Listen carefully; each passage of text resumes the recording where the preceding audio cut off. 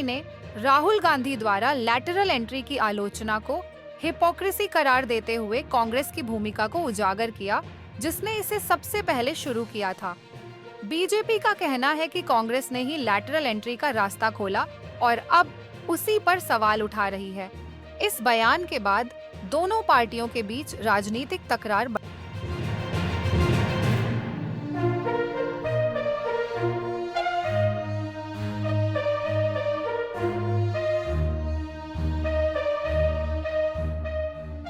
कर्नाटक के मुख्यमंत्री सिद्धारमैया ने जुडिशरी पर विश्वास जताते हुए कहा कि हाई कोर्ट गवर्नर के खिलाफ सैंक्शन के लिए दायर पिटीशन की सुनवाई के लिए तैयार है।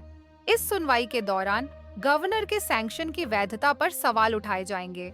सिद्धारमैया ने जनता से जुडिशरी में भरोसा बनाए रखने की अपील की है, ताकि कानून के तहत न्याय सुनिश्चित किया जा सके।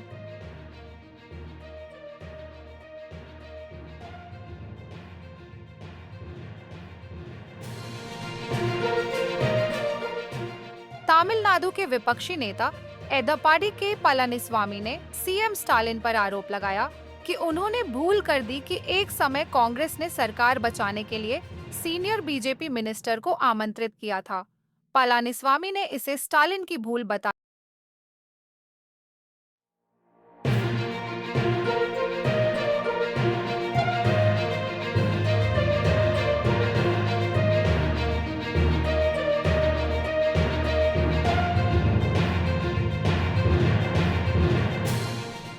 पश्चिम बंगाल की मुख्यमंत्री ममता बनर्जी के भतीजे अभिषेक बनर्जी टीएमसी के अंदरूनी विवाद और विपक्षी हमलों के बीच गायब हैं।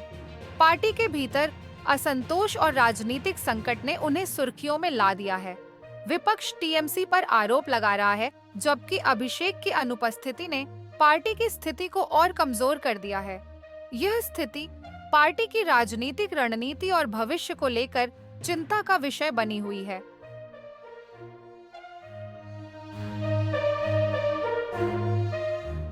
उत्तर प्रदेश के मुख्यमंत्री योगी आदित्यनाथ ने हाल ही में आए हाई कोर्ट के आदेश के बाद बीजेपी को एक जटिल कोटा मुद्दे से निकालने की जिम्मेदारी संभाली है। एचसी के आदेश ने रिजर्वेशन नीतियों को लेकर एक पैंडोरास बॉक्स खोल दिया है, जिससे राजनीतिक और प्रशासनिक संकट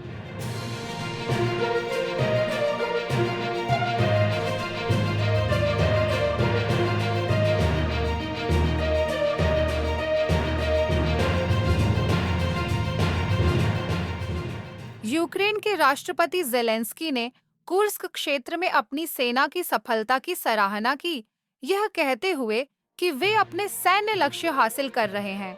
इस बीच रशिया ने पीस टॉक्स की किसी भी संभावना को खारिज कर दिया है और संघर्ष जारी रखने पर जोर दिया है। दोनों देशों के बीच बढ़ते तनाव के कारण किसी भी कूटनीतिक समाधान की उम्मीद कम होती दिख रही है।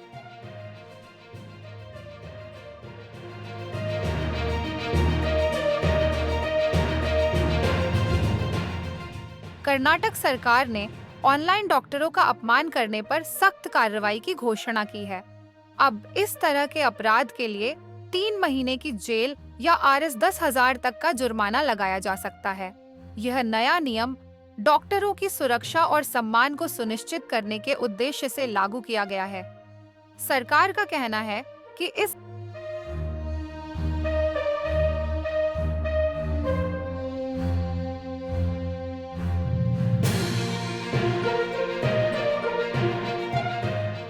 बीजिंग में चीन के राष्ट्रपति शी जिनपिंग ने वियतनाम के मिनिस्टर टू लैम से मुलाकात की, जहां साउथ चाइना सी को लेकर दोनों देशों के बीच विवादित मुद्दों पर चर्चा हुई। शी ने इन मतभेदों को बेहतर ढंग से संभालने और द्विपक्षीय संबंधों को मजबूत करने की अपील की। उन्होंने कहा कि महाराष्ट्र के उप मुख्यमंत्री देवेंद्र फडणवीस ने कहा है कि अगर मुख्यमंत्री एकनाथ शिंदे कार्यकर्ता जरांज के आरोपों को साबित कर सकते हैं, तो वे इस्तीफा देने को तैयार हैं। फडणवीस ने शिंदे को सबूत पेश करने की चुनौती दी है और पारदर्शिता व जवाबदेही के प्रति अपनी प्रतिबद्धता जताई है। यह राजनीतिक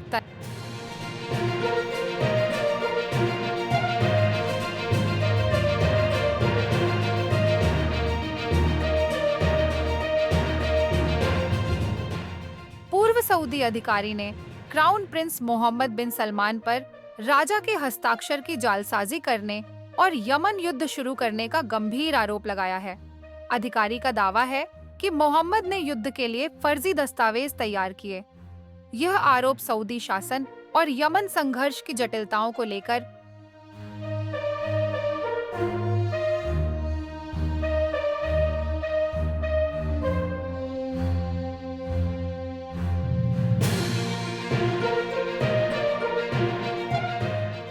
नेपाल ने भारत को 1000 मेगावाट बिजली निर्यात करने की घोषणा की है। विदेश मंत्री एस जयशंकर के अनुसार यह समझौता दोनों देशों के बीच ऊर्जा सहयोग को मजबूत करेगा और भारत को स्थिर और सस्ते ऊर्जा संसाधन प्रदान करेगा।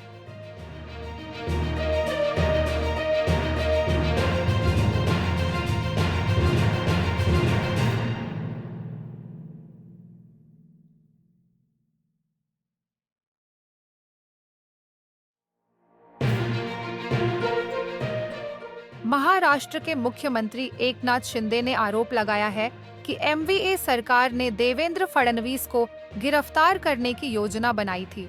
शिंदे ने इस मुद्दे पर टिप्पणी करते हुए उद्धव ठाकरे और राज ठाकरे के बीच के मतभेदों को भी उजागर किया। फडणवीस ने शिंदे के आरोपों का खंडन किया है और इसे राजनीति का हिस्सा बताया है। यह विवाद महाराष्ट्र की राजनीति में नई जटिलताएं जोड़ रहा है।